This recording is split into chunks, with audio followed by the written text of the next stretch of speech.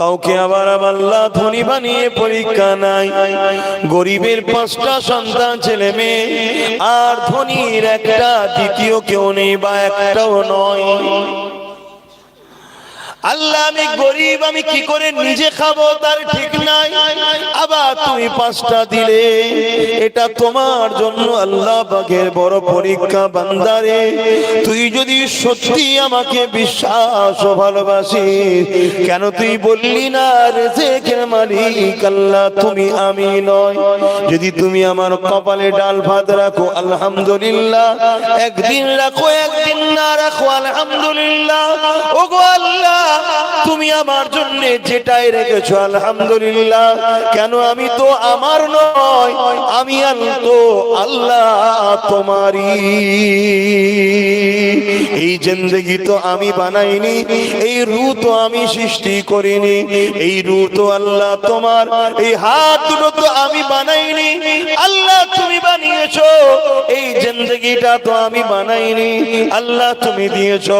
খিদার জ্বালা পেট, এই পেট তো আমি বানাইনি, আল্লাহ তুমি দিয়েছো। এই পেট খিদা জ্বালায় জ্বলবে কি নিবারণ হবে? তুমি যেটা চাইবে সেটা হবে।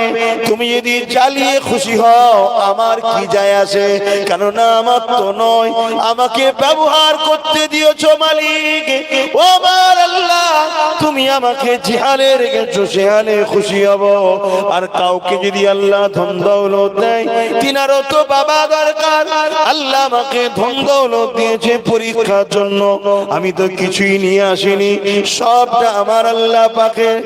আল্লাহ দিয়েছে যখন নিজে খরচ তো করবই, নিজের মা বাপের পেছনে খরচ করব, স্ত্রী বাচ্চার পেছনে খরচ করব, পাশাপাশি আল্লাহকে পাওয়ার জন্য নবী বললেন অনেক রাস্তা আছে, তার মধ্যে থেকে সহজ সরল উত্তম একটা রাস্তা হলো আল্লাহর সৃষ্টির মধ্যে যারা অসহায় গরিব মানুষ, তাদেরকে সেবা করো। যে আল্লাহর অসহায় সৃষ্টি বান্দার সেবা করবে, কিয়ামতের দিনে তুমি আমি যখন অসহায় হয়ে যাব, নিরুপায় হয়ে যাব, আমার আল্লাহর রহমত তখন তোমায় আমায় ঘিরে নেবে। এই তো জিন্দেগি, কিন্তু আমরা ভুলে যাচ্ছি। আল্লাহ আমাকেও হিদায়াত করুক, আপনাদেরকেও হিদায়াত করেন, বলুন আমিন। ভুল হয়ে যায় মানুষ মাত্র, কিন্তু তওবা করতে হবে বাবা। বাকি জীবন যতদিন আছেন চেষ্টা করুন ভালো হবার, বাকি জীবনটা ভালো করে কাটান। আল্লাহ নবীকে মুহাব্বত করেন, আল্লাহ নবীকে মুহাব্বত করলে আল্লাহ খুশি হবে। যদি আল্লাহর সৃষ্টিকে ভালোবাসলে এত বড় দরজা পাওয়া যায়, আল্লাহর সৃষ্টির উপরে মহব্বত দেখালে এত বড় দরজা পাওয়া যায়। আল্লাহর সৃষ্টির মধ্যে সর্বশ্রেষ্ঠ আল্লাহর বন্ধু মুহাম্মদ রাসূল, সেই নবীকে যারা প্রেম করেছে তারা কতটা সম্মান পাবে। হাদিসের মধ্যে রয়েছে, যুবকেরা, তরুণীরা, বাপেরা, আমার নওজওয়ানেরা শুনে রেখে দেন, একটা ইহুদি ঘরে যুবক ছেলে আল্লাহ নবীকে ভালোবাসে, নবীকে মুহাব্বত করে, কিন্তু দ্বীন ইসলাম কবুল করে না। আমার রাসূলকে ভালো লাগে, নবী যখনই বাইর হয় ওই যুবক নবীর পিছু পিছু ঘোরে, নবী যেখানে যায় যুবক নবীর পিছনে ঘোরে, নবীর সাথে থাকে। আল্লাহ নবী তাকে কখনো কিছু বলে না। যখন নবী মদিনা নববীতে ঢোকেন নামাজ পড়তে, যুবকটা কিন্তু আর ভেতরে যায় না। কেন? সেই ইহুদি ঘরের ছেলে নবী পাকের জুতা মোবারকটাকে নিয়ে বুকে করে নিয়ে দাঁড়িয়ে থাকতো। যখনই নবী বেরোতেন যুবকটা অমনি নবীর কদমে জুতো লাগিয়ে দিত। আল্লাহ নবী নালায় শরীফ পরে আবার যেখানে যেত ওই যুবক পিছু পিছু ঘুরতো। এইভাবে 7 বছর কেটে গেছে, নবীর পিছনে ঘুরছে।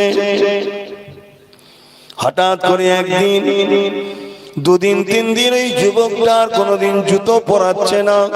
দু তিন দিন কেটে যাবার পরে সাহাবাদেরকে আল্লাহ নবী জিজ্ঞাসা করলেন, বাবা সাহাবারা, ওই ইহুদি ঘরের যুবক ছেলেটা আমাকে যে বড় মহব্বত করে, সে কয়েকদিন আসছে না, কি ব্যাপার? সাহাবারা বললেন, ইয়া রাসূলুল্লাহ, হাবিবাল্লাহ, ওই যুবকটা বড় বিমারে, বিছানা সজ্জিত হয়ে গেছে। আল্লাহ নবীর চোখ চলো চলো, নবী আমার বলে উঠলেন, সাহাবারে, তোমরা আমাকে আগে কেন বললে না? বাবা চলো, বাবা ইহুদি ঘরের যুবকটাকে দেখতে যাব, বাবা চলো। আল্লাহ নবী রওনা দিলেন, ইহুদির ঘরে চলে গেল, ওই যুবকের কাছে পৌঁছে গেল, যুবকের খোঁজ খবর নিতে লেগেছে। আল্লাহ নবী যুবকের মাথায় যে হাতটা দিয়েছে, দিবার পরে নবী আমার হাতটাকে চট করে টেনে নিয়েছে। নিবার পরে নবী জবান মুবারক দিয়ে বলতে লেগেছে, বাবা তুমি 7 বছর ধরে আমার সাথে ঘুরেছো, আমাকে মহব্বত করো, ভালোবাসো, পিয়ার করো, আমি নবীও তোমায় মহব্বত করি, ভালোবাসি, পিয়ার করি। তবে বাবা আজকে দিনে একটা কথা বলি, বাবা দেরি করিস না, একবার পড়ে লা ইলাহা ইল্লাল্লাহ মুহাম্মাদুর রাসূলুল্লাহ। বাবা সময় বড় কম, দেরি করিস না বাবা, একবার পড়ে লে, আমি মুহাম্মদ জামিনদার হয়ে যাচ্ছি, তোকে আমি আল্লাহর জান্নাতে নিয়ে যাব। একবার পড়ে নে বাবা। এই কথাটা যেই বলেছে, ইহুদি যুবকটা তার বাপ মার মুখের দিকে তাকায়, আর নবী পাকের মুখের দিকে তাকায়, বাপ মার মুখের দিকে তাকায়, নবী পাকের মুখের দিকে তাকায়। বাপ বলতে লেগেছে, বাবা ছেলে দেরি করিস না, আমার দিকে কি তাকাচ্ছিস? আখরি পয়গম্বর মুহাম্মদ রাসূল যা বলছে জলদি করে পড়, জলদি করে পড়। ছেলেটা যে কলেমা পড়ল, লা ইলাহা ইল্লাল্লাহ মুহাম্মাদুর রাসূলুল্লাহ, কলেমা মুখ দিয়ে বেরিয়ে গেল, ছেলেটা ইন্তেকাল হয়ে গেল। এ যুবক শোনো, এই ছেলেটা জমিনের উপরে কতটা সম্মান জানো? এই ছেলেটার আল্লাহ পাকের কাছে কতটা মর্যাদা জানো? শুনে রেখে দাও, পৃথিবীর জমিনে যত বড় ওলি গৌস কুতুব আবদাল এসেছে, সমস্ত ওলি গৌস কুতুব আবদালদের থেকেও এই ছেলেটার মর্যাদা আল্লাহ পাকের কাছে বেশি হয়ে গেছে। কেননা এই ছেলেটা কলেমা পড়েছে নবীকে দেখে, এই ছেলেটা সাহাবী হয়ে গেছে।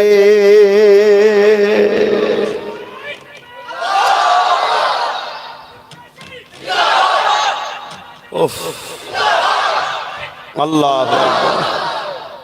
ভাবেন আমার ভাইরা, মহব্বত জাহান্নামের ঘরে, জাহান্নাম থেকে টেনে ওকে একদম শেষ সময়ও জান্নাতে নিয়ে গেল। মহব্বত কার? নবীর। আর মহব্বত কাকে বলে বোঝেন তো নাকি? হ্যাঁ, নবীর মহব্বত থাকবে, আর এজিদের দলে সাথ দেবো হোসাইনকে শহীদ করার জন্য। মহব্বত তো নাকি? এটা মুনাফিক। একে কি বলা হয়? মুনাফিক। নবীর মহব্বত থাকবে, আর নবী বংশের ছেলেদেরকে শরীফুল নসবদের ঘরে গালিগালাজ করব। নবীর মহব্বত তো নাকি বিশাল মহব্বত। কেন? আমি তো নামাজ পড়ি। বাপ, হায় হায় হায়, মহব্বত রেখে যদি নামাজ পড়ো ওটা হবে ইবাদত। নবীর মহব্বত ছাড়া যদি নামাজ পড়ো ওটা বেকার, কিচ্ছু দাম নেই। কেন? আল্লাহ কারো নামাজের দিকে তাকিয়ে নেই, আল্লাহ কারো নামাজের মুখাপেক্ষী নাকি? মহব্বতের সাথে যদি নামাজ পড়ো, নামাজ তো পড়তেই হবে, কিন্তু শর্ত হলো মহব্বত রাসূলের উপরে ঈমান এনে, আর ঈমান নবীর মহব্বত, আদব ও রাসূল বলে মেনে নেওয়া, এটাই হলো ঈমান। আর নবী বলছেন, শোনো বাবা, শরীফুল নসবকে মহব্বত করতে হবে, ওয়াজিব। ওয়াজিব বোঝেন? কি গো, এ ওয়াজিব বোঝেন? কি ওয়াজ করব? ওয়াজিবই বোঝেন বলছি, হ্যাঁ কি না বলুন? ওয়াজিব হচ্ছে ফরজের পরে দরজা, কিন্তু শাস্তির দিকে ফরজ তরক করলে যা শাস্তি, ওয়াজিব তরক করলেও সেই শাস্তি, শাস্তির দিক দিয়ে। শরীফুল নসব যে করে মোহাব্বত করাটা হলো ওয়াজিব। শরীফুল নসব কারা বলতে পারবেন কেউ? জি হ্যাঁ কি না বলুন, পরেশানে পড়ে গেছে নাকি? শরীফুল নসব হলো, মনে রাখবেন, এগুলো ভুলে যান কেন? শরীফুল নসব হলো নবীর বংশের সন্তান, সাহাবাদের বংশের সন্তান, এদেরকে সম্মান করতে হবে। যদি এরা শরিয়াত বিরোধী কোনো কাজ করে ফেলে, উলামাদের দায়িত্ব তাদেরকে আদবের সাথে, জনসম্মুখে নয়, নিরালায় তাকে সঠিক দিনটা ধরিয়ে দিতে হবে। যদি সে বলে যে না তোমার কথা মানতে রাজি নয়, তার থেকে মুখ ফিরিয়ে দিতে হবে, বিয়াদবি করা যাবে না। কেন? এ নবীর ও নবীর সাহাবাদের বংশের সন্তান। কেননা এদেরকে আঘাত দিলে নবী ও সাহাবারা কষ্ট পাবে। কিন্তু আজকে আমার কওমের একদল মানুষ দুনিয়ার বেঈমানদের জন্য আমাদের সঙ্গে ঝগড়া করছে, আছে না? না, দুনিয়ার বেঈমানদের জন্য ঝগড়া করছে আমাদের সাথে।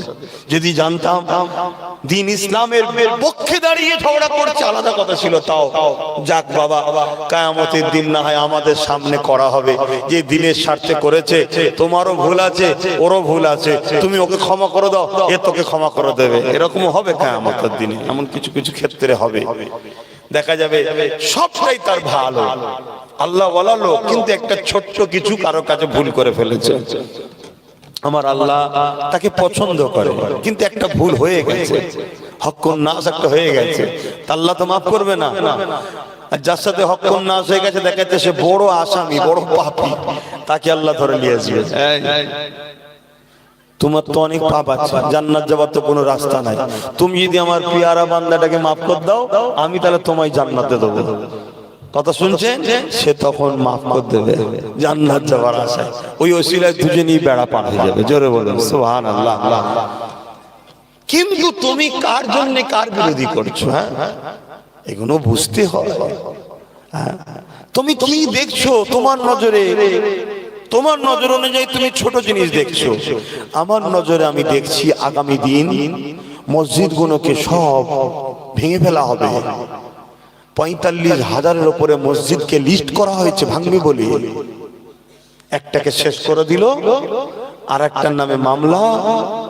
মামলা যখনই হবে চলো বিশ্বাসের উপরে খোঁড়া হবে। আমি দেখছি চোখের সামনে মাদ্রাসাগুলোকে বন্ধ করে দিবার প্ল্যান চলছে। শুধু ভেঙে ফেলা হচ্ছে তা নয়, মাদ্রাসার নামে মিথ্যা বদনাম দেওয়া হচ্ছে, ওখানে নাকি জঙ্গি তৈরি হয়। উদ্দেশ্য কি? মহল তৈরি করা হচ্ছে, অমুসলিম ভাইদের কাছে মাদ্রাসা সম্বন্ধে খারাপ মেসেজ দেওয়া হচ্ছে, দিয়ে দিয়ে মাদ্রাসাগুলোকে বন্ধ করে দেয়। কেন? ইসলামিক কালচারগুলোকে মিটিয়ে দাও। কেন? ইসলামিক কালচার এমন একটা লাইট, ইসলাম বিরোধী কালচারের লোকেরা ইসলামের কালচারকে দেখে দিবানা হয়ে আজও কোটি কোটি মানুষ ইসলামের দিকে চলে আসছে। জোরে বলুন সুবহানাল্লাহ। তাই একদল দোকানদারেরা যারা ইসলাম বিরোধী দোকান খুলেছে, ওদের দোকানের খদ্দের টিকাবার জন্য ইসলামের সম্বন্ধে মিডিয়া ওদের হাতে, তার দ্বারা নানা রকম মেসেজ দেওয়া হচ্ছে। কোন কোন জায়গায় বোলডুজার দিয়ে জোর করে ভাঙা হচ্ছে, কোন কোন জায়গায় আবার প্ল্যান করে ঠান্ডা মাথায় মুসলিম দরদি সেজে আছে। এদিকে মাদ্রাসার শিক্ষকগুলোকে নিয়োগ বন্ধ করে দিয়েছে। মাদ্রাসাতে শিক্ষক না দেওয়া হয়, শিক্ষক না দিলে স্বাভাবিক ছাত্র দেবে না। বলে যে মাদ্রাসায় শিক্ষক নেই, সেই মাদ্রাসায় কেউ ছাত্র দেবে? দেবে না। যখনই ছাত্র থাকবে না, তাহলে মাদ্রাসাটা কি চলবে? বন্ধ হবে। বন্ধ হয়ে গেলে মানুষ ভুলে যাবে, আস্তে আস্তে আস্তে জঙ্গল হবে, গাছ হবে, ধ্বংস হয়ে যাবে। লক্ষ্য একটাই, মুস্তাফার দিনকে মিটিয়ে দাও। আমি দেখছি যারা মিটাচ্ছে তাদের পিছনে রাজ ক্ষমতা আছে, আমার পিছনে রাজ ক্ষমতা নাই। আমি তাদের সঙ্গে শুধু বক্তব্য জুড়ে পারবো না, লোহাকে কাটতে গেলে লোহা দরকার, তাই আমারও দরকার ক্ষমতা। এই কথা যখন বলছি, সমস্যা কি হচ্ছে? আমারই কওমের একদল ভাই, আমাদেরই ভাই, তাদের খেয়ে বা লোভে পড়ে বা শিক্ষার অভাবে বা আমি যত দূর দেখছি সেটা দেখতে পাচ্ছে না, না দেখার পরও মুনাফিক হয়ে আছে আমি জানি না, তারা তখন আমার বিরোধী শুরু করছে, আমাকে গালিগালাজ করছে, ছোট বড় কথা বলছে। আমি পারি, আল্লাহকে সাক্ষী রেখে বলছি, আমি পারি একটা বিরাট বড় সমাজে মুখামুখি মানে মুখোমুখি একটা ঝগড়া লাগাতে পারি, এত ক্ষমতা আছে আল্লাহ শকর। কিন্তু করছি না কেন? কেন করছি না? এটা প্রশ্ন তো নাকি? একটাই কারণ, আমার রাসূল নিষেধ করেছে। জোরে বলুন সুবহানাল্লাহ। আমার নবী নিষেধ করেছে, আমার নবী বলেছেন হিকমতে কাজ করো। কেন? যত দিন যাচ্ছে তত দেখছি যারাই বিরোধী করেছিল তাদের মধ্যে থেকে বড় বড় অংশ আবার বেরিয়ে বেরিয়ে চলে আসছে। ঠিক না বেঠিক? সত্য কথা বলেন, ঠিক না বেঠিক? হ্যাঁ, কিছু মানুষ আসবে না আমিও জানি। কেন? খাতামাল্লাহু আলা কুলুবিহিম, যাদের অন্তরে আল্লাহ মোহর মেরে দিয়েছে। কিন্তু কিছু ভাই এখনো ভুলের মধ্যে আছে, তারা তো বেরিয়ে বেরিয়ে চলে আসছে, চোখ তো খুলছে না। সত্যি তো ফুরফুরা এসে বলছে, ভাইজান আপনাকে আমি গালি দিয়েছি, আমায় মাফ করে দেবেন। আমি বলছি কি গাল দিয়েছিস বল। সে তো লজ্জা করছে, কিন্তু শরিয়তের নিয়ম হচ্ছে যেটা বলেছেন সেটা বলতে হবে। এখানে আলেমরা রয়েছে, জানে যেটা বলেছেন ওটা বলতে হবে। যে আপনাকে আমি এই বলে গাল দিয়েছি, দালাল বলেছিস না, বাপ তুলেছিস না, মা তুলেছিস না, জাত তুলেছিস, বলতে হবে, বলে ক্ষমা চাইতে হবে। আমার শোনার পরে দিলটা কি লাগে, আমি কি সত্যি ক্ষমা করতে পারবো না পারবো না, ওটাও তো একটা ব্যাপার থাকে, ঠিক না? সে কিছুতেই বলতে চাইবে। আমি তখন তার মাথায় পিঠে হাত বুলিয়ে বললাম, আল্লাহ, মানুষ মাত্র ভুল করে, যাই বলে থাকুক আমি একে মাফ করে দিলাম, তুমি দয়া করে একে মাফ করে দাও। বলুন আমিন। কেন? আল্লাহর সৃষ্টিকে মাফ করা, আমার নবী বলছে ইজ্জত কমে না, ইজ্জত বাড়ে। কেউ যদি মনে হয় মাফ করলে ইজ্জত কমে যাবে, আমি রাসূল বলছি আমার ইজ্জত থেকে তুমি নিয়ে যাও, আমি তোমার ইজ্জত দিয়ে দেবো। জোরে বলুন সুবহানাল্লাহ। তাই হিকমতের সঙ্গে আমার ভালোবাসার ভাইদের ঘরে বলবো, সবর করতে শিখুন, ধৈর্য ধরতে শিখুন। তবে হ্যাঁ, নিজের অধিকার দয়া করে কাউকে ছেড়ে দেওয়া নাম ইসলাম নয়। নিজের অধিকার দয়া করে কাউকে ছেড়ে দিবার নাম ইসলাম নয়। যাক, আমার মসজিদটা যদি ভেঙে দিয়ে অন্য কিছু করে, আরে এত দয়ার সাগর ছেড়ে দিয়েছে, ভেঙে দে, এর নাম কিন্তু ইসলাম নয়। কেন? ওটা আপনার ইনসাফ, ওটা অধিকার।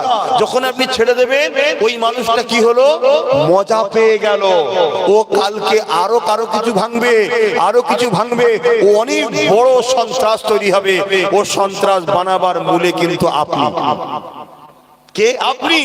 আপনি যদি প্রথম দিনেই ওকে শক্ত হাতে ধরতেন, এই আমার অধিকার ছাড়া যাবে না, তাহলে কিন্তু ও কারোর উপর দ্বিতীয়বার জুলুম করার সাহস পেত না। তাহলে ওকে পাপ থেকে বাঁচিয়ে দিলেন আপনি। বুঝাবার জন্য বলছি, আমরা দু ভাই, আমাকে ছোট ভাইকে চেনেন তো, সবাই জানে, নওশাদ সিদ্দিকী। আলহামদুলিল্লাহ, বাংলার বুকে মানুষের জন্য, দেশের জন্য সে রাজনীতি করছে। অন্যায় করছে নাকি? যদি কেউ অন্যায় বলেন, কবিরা গুনাহ হবে। কেন? রাজনীতি করা ইসলামের একটা পার্ট, সে করছে। হ্যাঁ, ও যদি রাজনীতির নামে মানুষকে লোটে, জুলুম করে, অত্যাচার করে, অবশ্যই অন্যায়। আল্লাহ আমার ভাইকে অন্যায়ের হাত থেকে হেফাজত করে। বলুন আমিন। সেই দিকে যাবার আগে ওর পিছন থেকে বা হাত ধরে টেনে নিবার দায়িত্ব কিন্তু বড় ভাই হিসাবে আমার আছে। কথা ঠিক না বেঠিক? ও যদি কোনোদিন ভুল করে, আমার নজরে যদি আসে, আমার কানে আসে, আমি অবশ্যই ওকে ডাকবো, ডেকে বলবো এটা অন্যায়, তুমি এটা করবে না। যদি ও না শোনে, আমার কাছে একটাই প্রশ্ন, তুমি যদি তোমার ভাইকে ছাড়তে পারো, আমি তোমাকে ছাড়তে পারবো। কথা কিছু বুঝতে পারলেন না? তুমি যদি তোমার ভাইকে ছাড়তে পারো, আমি তোমাকেও ছাড়তে পারবো। তুমি যদি তোমার ভাইকে ছাড়তে না পারো, আমি তোমাকে ছাড়তে পারবো না। অতএব তোমার ভাই চাই তুমি অন্যায়টা করবে না। যদি তুমি করো, তোমার সঙ্গে আমার সম্পর্ক তাহলে নাই। কেন আগে ভাই নয়, আগে আল্লাহ ও রাসূল। ঠিক না বে ঠিক? তা আলহামদুলিল্লাহ আশা করা যায় ভালো খানদানের ভালো ঘরের ছেলে এবং যথেষ্ট শিক্ষিত উপযুক্ত ছেলে, তারপরও দোয়া দরকার আছে। তাই দোয়া করি আল্লাহ ওকে নাই সত্য ইনসাফের উপরে কামিয়াবি দেন। বলুন আল্লাহুম্মা আমিন। অন্যায়ের দিকে যেন না চলে যায়, ভুলের দিকে যেন না চলে যায়, মানুষের যেন ক্ষতি না করে। বলুন আল্লাহুম্মা আমিন। আমি যে কথা বলছিলাম, ধরুন আমার ছোট ভাই, আমি বড়, এখন আমার আব্বার একদিকে জমি আছে, আমি ধরুন 15 কাঠা নিলাম, ওকে 5 কাঠা দিলাম। 20 কাঠা এক বিঘে তো নাকি? আমি ধরুন 15 কাঠা নিলাম, ওকে 5 কাঠা দিলাম। ও যদি, কেন আমি বড়, আমি ওর উপরে জুলুম করছি, নিয়ে নিয়েছি জোর করে, ও যদি নত হয়ে আমার এই অন্যায়ের প্রতিবাদ না করে, ও আল্লাহর কাছে ধরা পড়বে। শুনছেন না শোনেন? কেন? ও নিজে তো ক্ষতি করলো, ও চুপ থাকার জন্য আমিও ক্ষতিকারক হয়ে গেলাম। ও যদি জোর করে ওর হকটা আদায় করে নেয়, অর্থাৎ 10 কাঠা ওর পাওনা, কমসে কম আমি ভাইয়ের হক মারা থেকে বেঁচে গেলাম। এই জন্য বলা হয়েছে শরিয়াতে, হককে তোমাকে নিতেই হবে, হককে ছেড়ে দেওয়া ইসলামের কাজ নয়। কারো হক মেরে খাওয়া যেমন হারাম, নিজের হক কেউ লুটছে তুমি চুপ থেকে সরে যাবে, এটাও তেমন ইসলামের নিষেধ। তাই আল্লাহ আমাদের সকলকে বোঝার তৌফিক দেন। বলুন আল্লাহুম্মা আমিন। সংক্ষেপ সময়, শীতের বেলাগুলো না একদম সময় থাকে না, নামাজের ব্যাপার আছে। আমি সামান্য কিছু কথা বললাম, বীজখানে একটু আমার ভাইয়ের কথাটাও এসে গেল, একটু আলোচনা করলাম, খারাপ লাগলো না কি গো? একটু হ্যাঁ কি না বলুন না। আরে খারাপ লাগে সেটাও বলবেন যে হ্যাঁ আব্বা নওশাদ সিদ্দিকী ও রাজনীতি করে পচে গেছে, ও হারাম হয়ে গেছে, ও আর মুখে তোলা যাবে না। সব বেটা রাজনীতির সঙ্গে জড়িয়ে বসে আছে, কেউ খড় খাই না, খড়ে যে গা ঘষে, বোঝেন না? বলবো বলবো শুনবেন? হ্যাঁ, আজকাল বিয়ে হলে কি লাই জানেন একটা? বলুন বলুন বলুন। এখন হজ করে এসছে হাজি সাহেব, মানুষ ডাইরেক্ট তো বলতে পারছে না, ও সেটিং করে রেখেছে। সব কথাবার্তা পছন্দ হয়ে গেলে আমার খোঁজ করলে বলি মসজিদে আছে, উনি আগে থেকে যে মসজিদে ঢুকে বসে আছে, তসবিহ করছে, সুবহানাল্লাহ সুবহানাল্লাহ সুবহানাল্লাহ সুবহানাল্লাহ বিহামদি সুবহানাল্লাহিল আযীম। এখন আসে কেন? এখন আসে কেন? তারপরে যে মেয়ের বাপ সব যে হাজির হয়েছে, সাথী সঙ্গীরা, কি গো সব কথাবার্তা হয়ে গেল, আপনি না থাকলে হয়? আরে আমার কি প্রয়োজন আছে, আমার তো বয়স হয়ে গেছে, আমি দোয়া করছি, আমি দোয়া করছি, ছেলে ছোকরাটা সব আছে তো না, একটু লেনদেনের ব্যাপার আছে। তওবা তওবা তওবা, লা হাওলা ওয়ালা কুওয়াতা, লেনদেনের কথা বলতে আছে, লেনদেনের কথা বলতে আছে। বলেই বলছে উপারা থেকে একটা মেয়ের বাপ এসেছিল, আমার ছেলেকে পছন্দ হয়েছে, ওই মোটরসাইকেল দেবে বলছিল। আজকে দিনে বলেন না, এই ঠান্ডায় মোটরসাইকেলে ঘোরা কত কষ্ট, হ্যাঁ, তারপরে পানি টানি হলে ভিজে যাবে। তার মানে কি, ও খড় খায়নি, খড়ে গা ঘষছে, 4 চাকা হলে ভালো হয়। এরকম সমাজে সবাই জড়িয়ে বসে আছে, সবাই জড়ালে সমস্যা নেই।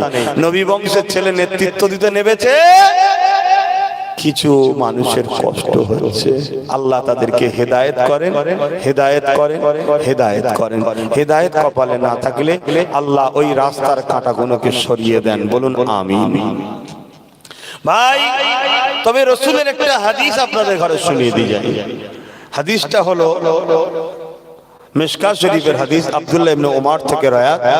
আল্লাহ নবী সাহাবাদেরকে জানাচ্ছেন, শোনো বাবা সাহাবারা, কিয়ামতের শেষ দিন পর্যন্ত আমার উম্মতদেরকে জানিয়ে দেবে, নেতৃত্ব কিন্তু কুরাইশরা দেবে, আর কুরাইশের নেতৃত্ব ছাড়া অন্য কারো নেতৃত্ব মানবে না। একদিন উজুর পানি ছিল না, তায়াম্মুমে কাজ মিটিয়েছে। উজুর পানি যখন এসে গেছে আর তায়াম্মুম চলবে, কুরাইশ নেতৃত্ব দেয়নি, ওই দিকে নাবেনি। আজ যখন নেবেছে, তার পিছনে থাকাটা দায়িত্ব মনে হয়। কে থাকবেন না থাকবেন নিজের ইচ্ছা, কিন্তু একটা বিষয় কথা আসতে গিয়ে একটু বললাম, আপনারা কি কষ্ট পেলেন? একটু পেয়ে থাকলে বলবেন, আমি তাহলে পরে কোনো জায়গায় আর তুলতেই যাবো না, একদম সিলোটেপ দিয়ে বসে থাকবো। যে বাপ ভাইরা, বুঝাবার জন্য একটা কথাকে টানলাম, সেটা হলো কি, হক। আমার ভাই যদি আমার হক মেরে নেয় বা আমি যদি ভাইয়ের হক মেরে নিই, যে হক মারবে সে তো ক্ষতিকারক। এই মাঠটাকে কেউ যদি সহজে ছেড়ে দেয়, জানবে সেও ইসলামের ক্ষতি করলো। সমাজে পাপ হচ্ছে দেখছে, কেউ যদি চুপ থাকে, যে পাপ করছে সে তো ক্ষতিকারক, যদি কেউ চুপ থাকে সেও কিন্তু ক্ষতিকারক, সেও আল্লাহর কাছে জবাবদিহি হবে। কেন আল্লাহ আমাদের ঘরে কোরআনে বলেছেন, কুনতুম খায়রা উম্মাতিন উখরিজাত লিন-নাস তা'মুরুনা বিল মারুফ ওয়া তানহাউনা আনিল মুনকার। ভালো কাজ করো, ভালোর সাথে থাকো, ভালো সাথ দাও, ভালোকে প্রতিষ্ঠিত করো, অন্যায় করো না, অন্যায় সাথ দিও না, আর অন্যায় দেখলে হাত দিয়ে রোকো। ক্ষমতা নাই হাতে না, মুখ দিয়ে প্রতিবাদ করো, ক্ষমতা নাই মুখে না, কমসে কম অন্যায়কে ঘৃণা করো, অন্যায় দেখে অন্যায়কে সাপোর্ট করো, অন্যায়ের সঙ্গে থাকো, কোনো অ্যাঙ্গেলে চলবে না। শুনছেন? আর যদি এই তিনটের মধ্যে কোনোটা না পাওয়া যায়, আল্লাহ রসুল বলছেন সরষে দানা পরিমাণ ও তার মধ্যে ঈমান আছে, ভেবো না সে বেঈমান। প্যান্ট শার্ট পরেছে বেঈমান নয়, দাড়ি চেয়েছে বেঈমান নয়, নামাজ কাজা করেছে বেঈমান নয়, রোজা কাজা করেছে বেঈমান নয়, গান শুনেছে বেঈমান নয়, গুনাহগার। বেঈমান বলতে পারবে না, গুনাহগার। কিন্তু অন্যায় দেখেছে, তিনটের মধ্যে কোনো একটা যদি বৈশিষ্ট্য না থাকে সে বেঈমান। রাসূল বলছে, আমার বাপ নয়, দয়ার নবী বলছে কি, অন্যায় দেখলে হাত দিয়ে রোকো, ক্ষমতা নাই, মুখ দিয়ে প্রতিবাদ করো, ক্ষমতা নাই, কমসে কম তাদেরকে ঘৃণা করে তাদের থেকে দূরে সরে যাও। এইটাও যদি না থাকে, রাসূল বলছে ঈমান নাই। আজকে চোখের সামনে আমরা দেখছি অন্যায় হচ্ছে না হয়নি, মাদ্রাসা কোনো নিয়ে নাটক চলছে না চলে না, মসজিদের আজানের নামে কেস হচ্ছে না হয়নি, মসজিদ নিয়ে নাটক চলছে না চলে না, বোরখা পরা মেয়েগুলো, নেকাব পরা, হেজাব পরা মেয়েগুলো স্কুলে গেলে বার করে দেওয়া হচ্ছে না হয়নি। এটা নাই না অন্যায়? এই অন্যায়ের সঙ্গে যে বা যারা জড়িয়ে আছে, এদের প্রতিবাদ হাত দিয়ে ক্ষমতা থাকলে রোকো, ক্ষমতা হাতে নেই, মুখ দিয়ে রোকো, মুখে নেই, তাদেরকে ঘৃণা করে তাদেরকে সরে যাও। যদি না সরতে পারো, জাহান্নামে যাওয়ার জন্য তৈরি হও, কারণ বেঈমান কোনোদিন জান্নাত যাবে না। গুনাহগার জান্নাত যাবে, গুনাহগার জান্নাত যাবে, গুনাহগার জান্নাত যাবে। কেন? গুনাহ করেছে, গুনাহ মাফ করিয়ে আল্লাহ জান্নাতে দেবে যদি ঈমান থাকে। বেঈমান কোনোদিন জান্নাতে বলুন যাবে না। আমার আলোচনায়